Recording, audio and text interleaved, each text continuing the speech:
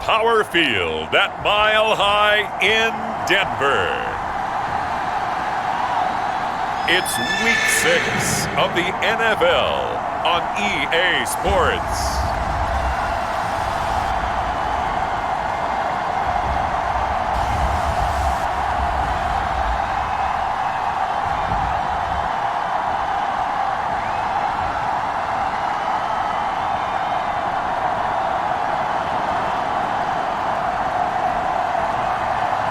Teddy Bridgewater and the Denver Broncos taking on Joe Burrow and the Las Vegas Raiders. EA Sports coverage of the NFL has us at the foot of the Rockies, just west of downtown Denver at Power Field at Mile High. Just a short time ago, sounds loud enough to reverberate across the Rockies. They're ready for football in Denver as the Broncos get set to do battle with the Las Vegas Raiders.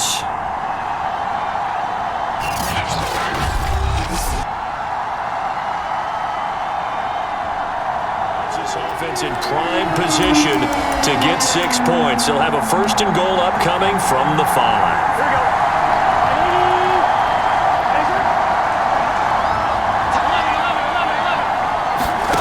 From the shotgun, Joe Burrow. And that is caught.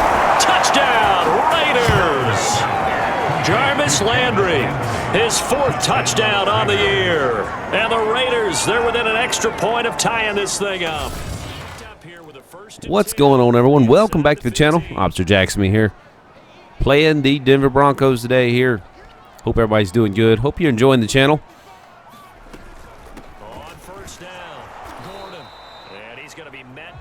We are playing Broncos here in Denver at Mile High Stadium. Beautiful day here on the stadium, on the channel.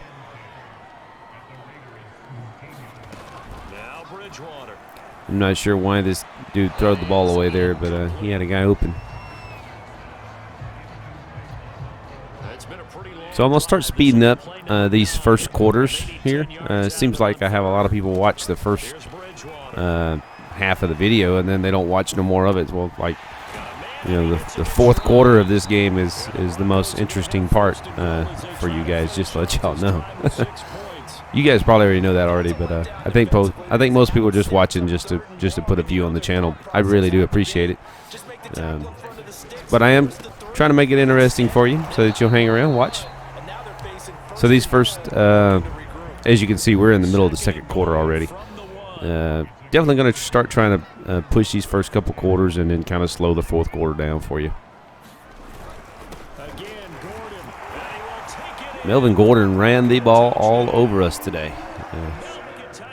I wasn't recording when this pass happened, so I was able to get the replay for you. The beautiful wide open play to Jarvis Landry. CD for them. This has just been an offensive explosion here in the second quarter. Yeah, held scoreless in the first quarter. 14-14 here, tied up in Denver.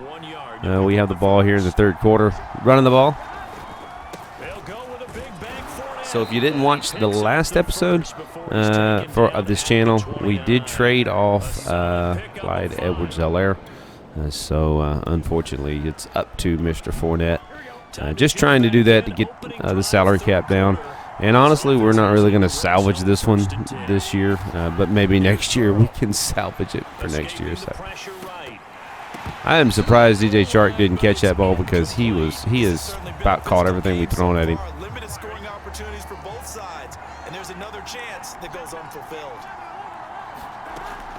Awesome.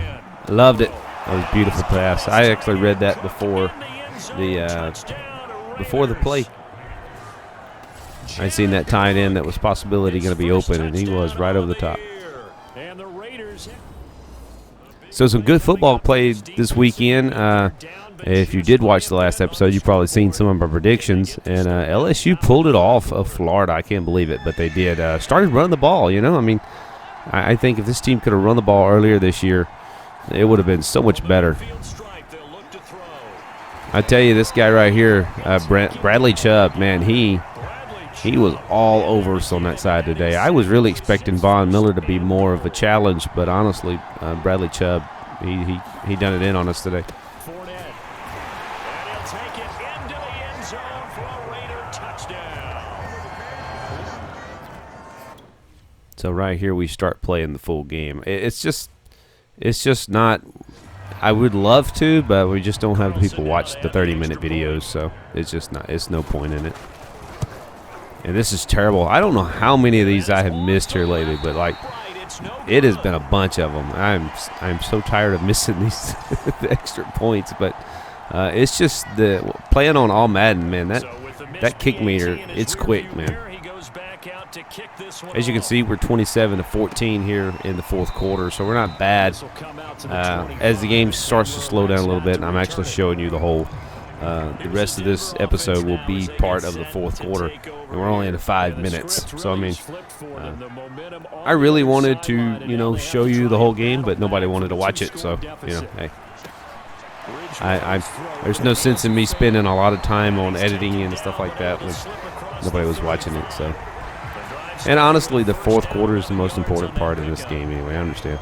It's like we're just naturally human. We want to watch the last part of the episode, or we want to read the last chapter or something like that. We played pretty good ball. I mean, we did throw an interception. I don't know. I don't think we showed that. I don't know, but we do pretty good in this game. I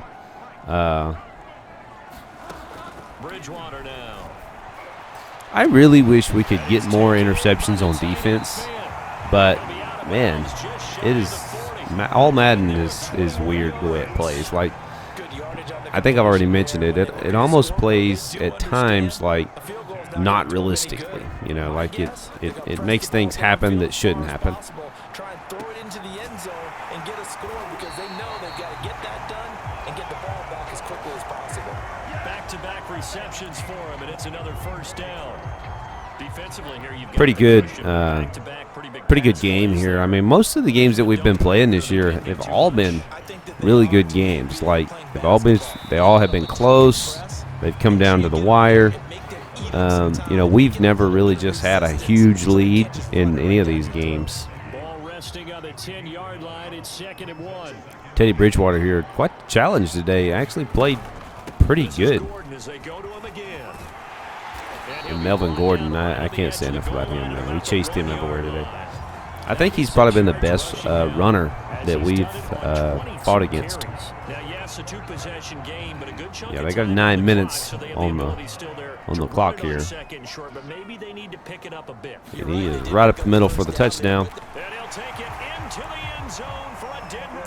So I don't think I showed you this. We actually did trade Devin White, the middle linebacker, off for a lower level middle linebacker, and we traded him for a draft pick. And also we traded Jamal Adams for a lower level safety and another draft pick. So trying to get that cap down.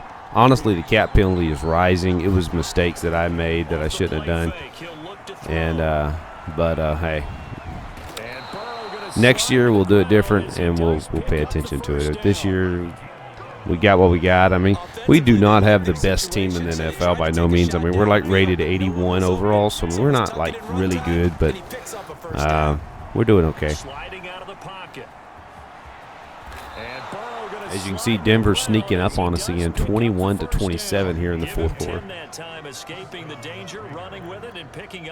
Just able to move the ball on Denver, though. That was one thing that was nice, man. It seems like some of the games that we've been playing here recently, we wasn't able to move the ball on, especially Chicago, man. Chicago has played a really good game. Looks like we've got a Raider here, slow to get up from the 32. Jarvis Landry, definitely my top receiver. He has done a really good job for us this year. And now they will throw it with Burrow. Flush to his right. And I'm mainly wanting to run the ball here, but I'm also looking for a receiver just to kind of sneak across and be open. So that's just, it's quicker plays. Well, he's proven real effective running the football. No one open, don't force it. Just get what you can, and that's what we will have a couple guys back this next week. Even though we still are having 2 or 3 guys go down a game, it's injuries are on all Madden is pretty serious. They'll run it again with Fournette, and he's only going to get a yard from the 20 to the 19. We are at 5 minutes left. Factor for a visiting team in Denver, is that something that's overplayed? No, it's real, and I know a lot of the visiting teams like to downplay it because they don't want to get into the heads. A beautiful catch by Landry here. That was awesome. You get to the stadium, they always post it in there. Welcome to Denver. Altitude 5,280 feet. The air is rare. And that certainly appears to be a critical conversion right there because not only do they right down here in the end zone here. As well. They have to feel really good. And he is in. Touchdown, Raiders. Leonard Fournette with his second TD of the game, his 6th. And he is now going to be our primary running back. We've actually been sharing the load back and forth between the 2 running backs over the last couple of games, but we won't need to do that anymore. Going for 2 just to kind of tie this game back. I mean, not tie it up, but make it to where it could be tied up. Buying time to his left, and he's got it. So the 2-point conversion going to be touchdown. Yep. Denver's got to score 2 now, and they got 4 minutes left. Definitely what I was thinking probably wouldn't happen. Denver definitely can move the ball. He gets away from one, and some room to run now. And he takes this one down. This stadium is loud. My goodness. That one goes for 36 yards. That's why you call a screen. You want to catch a defense over-committing. Plenty of space available. And that 3 minutes left. Perfectly. What a convoy he got downfield to pick up big yardage on that play. And they love going to this running back all day long. If you're playing Denver and you're up against Melvin Gordon, he is going to be serious, man. Willing to give him that underneath stuff, right? And this is why you work on your tackling. Tackle them after the catch, inbounds. Currently going on in the real-life game between the Raiders and the Broncos. We're in halftime right now, and the Raiders are winning 17-7 in the real-life Raiders there. Just passing it along. Hopefully Las Vegas Raiders stays on top of that game. I really hope they can continue to win. Doing a good job this year. As we get your reset here, they've got a 1st and 10 as they search for a late score. Bridgewater now looking to throw on. There it is. Touchdown Broncos. Cortland Sutton, his 2nd touchdown on the season. Creeping it into 28-35 here on us with 1 minute and 57 seconds left. Okay, game on. Don't go anywhere yet. You got a 1-score game now. And I do set up for the onside kick here, but they don't kick it. They believe their defense can handle it. And that's when you put your leapers and your flyers on one side, get that high hop, and hope that one of the guys can come up with it. And on the other side, you get that. I do actually make a mistake here on one of these on this last drive. You'll see in a minute. We would have been able to run the ball and run the clock out, but we do actually wind up giving it back to Denver with about 30 seconds left, honestly. Yeah, and we'll likely see them take all 3 timeouts defensively, so they can't just kneel this one out. They're going to have to try to run a few plays. You're exactly right. They've got to get a 1st down and make them use up all their timeouts. Again, in order to feel like this game continues to get better to me. For those that are interested in that, I've really enjoyed this game. Again, it's Fournette. I haven't seen anything just absolutely stupid either. I mean, there's a lot of bad reviews on this game, but I mean, honestly, they're not. This is a good game. This is one of the better Maddens that we've had. Throwing now is Joe Burrow. They'll roll him out right. And Burrow going to slide to the ground as he does pick up the 1st down. Not totally home free yet, but it's looking good. We had kind of a slow game. I mean, I was really trying to get Joe Burrow, get his stats up a little bit, but, at the end of the day, you just got to do what it takes to win the game first and foremost, and then you worry about stats. But, we did way better running the ball today than what we did passing. So they'll try and run some clock here as they keep it on the ground.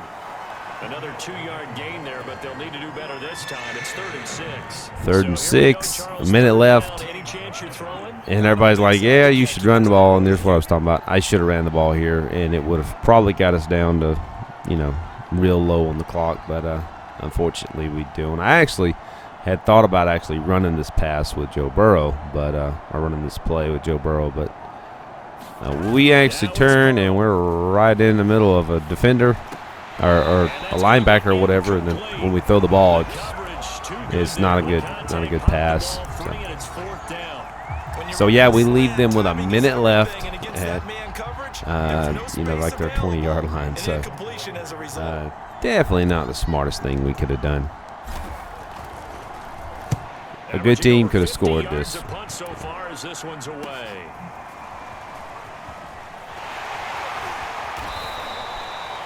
A very good punt, but a 16-yard return.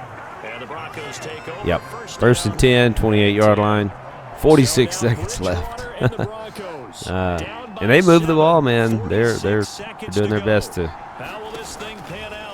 They're doing their best to score here. They definitely didn't roll over and give up. And he gets this up to the 34 out of bounds there. I got the sense that the defense created But a little momentum for him there. we hold on for the win on this one. I hope you guys enjoyed it. Let me know if you don't like the faster pace first couple quarters and then slowing it down in the 4th quarter, because it's kind of, like I said, to me that's just the most critical, quarter. So that's what we did. But let me know if you don't like that. If you want to go back to the 30-minute game, we'll go back to the 30-minute game, and we'll give you the whole game. But